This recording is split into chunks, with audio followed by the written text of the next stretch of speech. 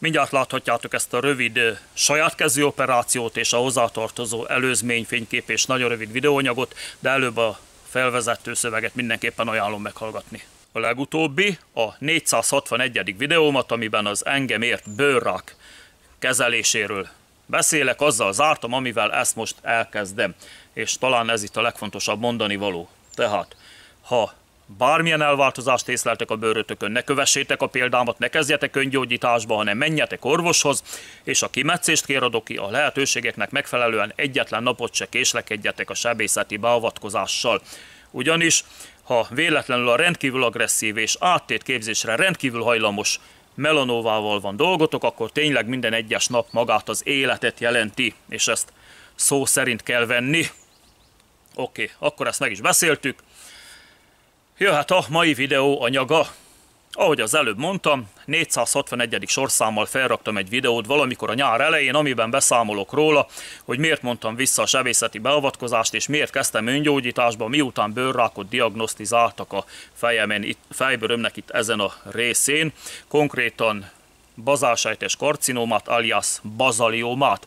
Ezt a videót azzal zártam, hogy a sejtosztódást gátló hatására alapozva a vérre hulló fecskefűvel kezdtem ecsetelni az elváltozást, miután már kipróbáltam gyakorlatilag minden alternatívát.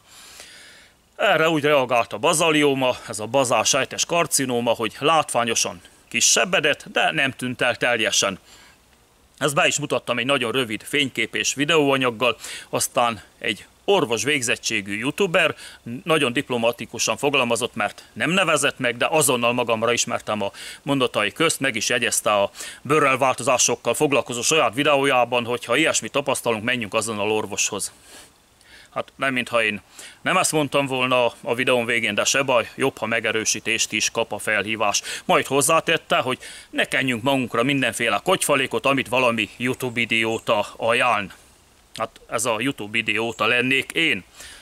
De egyébként korábban a 178. videómmal, a tojásevős videóm kapcsán is megjegyezte ez a tisztelt úr, ugyanilyen diplomatikus módon, tehát ott sem nevezett meg, hogy valaki, mármint én, azzal próbálja bizonyítani a koleszterinnel kapcsolatos hülyeségeit, hogy nyakra-főre zabálja a tojást.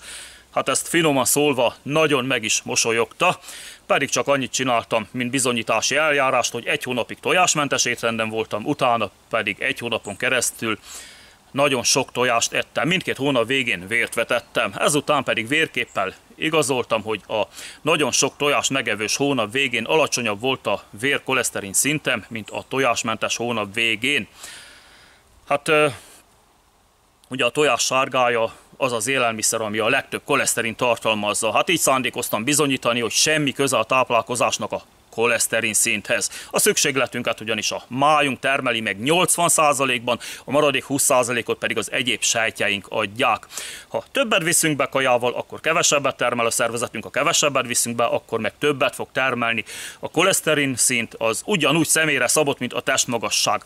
Ha én 180 cm magas vagyok, és az orvostudománya 150 cm-t állítja be egészségesnek, akkor le kell vágniuk a lábaimból 30 cm-t, hogy egészséges legyek. Na hát ugyanez a helyzet a koleszterinnel. Egyetlen dolog számít csak, a koleszterint szállító LDL lipoprotein és HDL lipoprotein egymáshoz viszonyított mennyisége, vagyis aránya. Egyik a fuvaros ebben a logisztikában, a másik pedig a takarító, aki visszaviszi a felesleget újrahasznosításra a májba. Lehet ezt cifrázni érthetetlen orvosi nyelvezettel, csak fölösleges. Na mindegy. Nem haragszom én ezért a dokira, hiszen orvos. A kukásra sem haragszom, mert elviszi a szemetet, és a szakácsra sem, amiért Majorannát tesz a pacalpörköltbe. Hát ez a dolga, kérem szépen. Tökéletesen megértem a dokit, amiért megmosolyogja a módszereimet. Megértem, hiszen én is ezt teszem, én is elutasítom az orvosok módszereinek jelentős hányadát. Egy orvosnak miután végig szenvedte az egyetemet, kötelességből, de minimum büszkeségből el kell zárkóznia a magamfajták agymenéseitől. Ez így van rendjén, nincs ezzel semmi probléma. Na, mindegy, jól elkanyarodtam a témától. Akkor lássuk csak. Na, hol is tartottunk. Tehát a 461. videómban bemutattam, hogyan húzódott összébe ez a bazalioma, de ugye nem tűnt el teljesen, ahogy mondtam. Az idő tájt, abba is hagytam a kezelését, nem is foglalkoztam vele tovább, gondoltam, az már talán így is marad, stagnálni fog, de mostanára, most a közelmúltig már újra eredeti méretében tündökölt ez a bőrrelváltozás. Hát erre úgy döntöttem, hogy ismét előveszem a régi jó ecetes megoldást, de most abszolút nem fogok finomkodni. Elkezdtem úgy ecetezni, 20%-os ételecettel, hogy egy darab kis papírtörlőt tettem ide az érintett területre, és reggeltől estig, nehogy megszáradjon, fél óránként bepermeteztem ecettel. Erre az elváltozás szépen lassan felpuposodott, kiemelkedett a bőrfelszínből, kifehéredett, a környezete az tiszta vörös volt, ami egészséges bőrterület volt, már ki is sevesedett, és hát iszonyúan égett, fájdalmas volt. Ezt csak éjszaka vettem le, ezt az úgynevezett dunstot, vagy dunstolás, vagy nem kötésnek nem nevezni, mert csak rá volt tapasztva a kis papírdarab. Na mindegy, csak éjszakára vettem le, majd reggel folytattam az önkínzást, ezt az ecetezést. Gondoltam, felveszem egy hét után videóra, hogy hol tart majd az állapota. Hát ez nem hogy sajnos, szerencsére így mondhatni, szerencsére nem jött össze, mert a negyedik este zuhanyozás közben egyszerűen csak leesett, mint egy felázott raktapasz, és eltűnt a lefolyóban. Hát volt, nincs. Hát ezt követően már csak szimplán bekentem ecettel naponta 3-szor egy héten keresztül ezt a visszamaradt, de egyébként teljesen tiszta bőrfelületet, amolyan biztonsági rátartás címszó alatt, majd egy hét után még egy réteg, egy jóval egészségesebbnek tűnő réteg ismét elemelkedett, de tényleg csak az érintett bőrterület, a környezet az nem sérült, csak annyi, hogy kisebesedett, kivörösödött, hogy felmarta az ecetsav.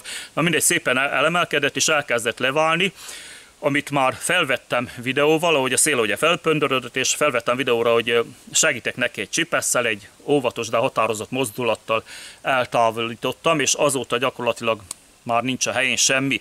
Ezután, hogy az a kezelt terület és a környezete is megnyugodjon, az ecetsav okozta irritációból körömvirág krémmel kenegettem naponta egyszer, körülbelül még egy hétig, vagy talán 10 napig is, és mostanra már abszolút nyoma sincs. Hát nem tudom megmutatni, mert egyszerűen nincs mit megmutatni, de egyébként, ha még egyszer kiújul, én tényleg kivágatom, nem szórakozok már vele tovább. Most pedig akkor lássuk az előző videóanyagát, a gyógynövényes részt, utána pedig azt, ahogy mostanában távolítottam el ezt a bőrrelváltozást. Nincs egy perc az egész anyag, úgyhogy gyorsan le fog pörögni. Ja, és csak még valami megemlítek, hogy így a videó végére, illetve a videóbejátszás elejére, hogy akit érdekel, hogy az előbb mondtam, 461. sorszámmal a bőrrákos videómat, 178. sorszámmal a tojásevős videómat, amit az imént említettem, és 413. sorszámmal az ecet, mint bőrgyógyászról szóló videómat láthatja, de be is linkelem egyébként mind a hármat ide a leírásba, ott is megtaláljátok. Ezt az eceteset mindenképpen ajánlom megnézni, abban részletesen kielemzem, hogy hát, hogy mégis hogy működik az ecet, hogy miért ő a leghatékonyabb, leggyorsabban dolgozó és legegészségesebb, legmegbízhatóbb bőrgyógyászunk. Csak hát ugye ezt az orvosi kamara és a gyógyszergyártás nem fogja reklámozni, mert akkor mi lesz a méregdrága kenőcsökkel, amelyeket sokáig kell használni, és rendszerint teljes mértékben, vagy nagy részt hatástalanok. Jó, akkor most lássuk az előzményeket ezzel a bazaliumával kapcsolatban, majd utána az úgynevezett saját kezű idézőjelbe vett operációt.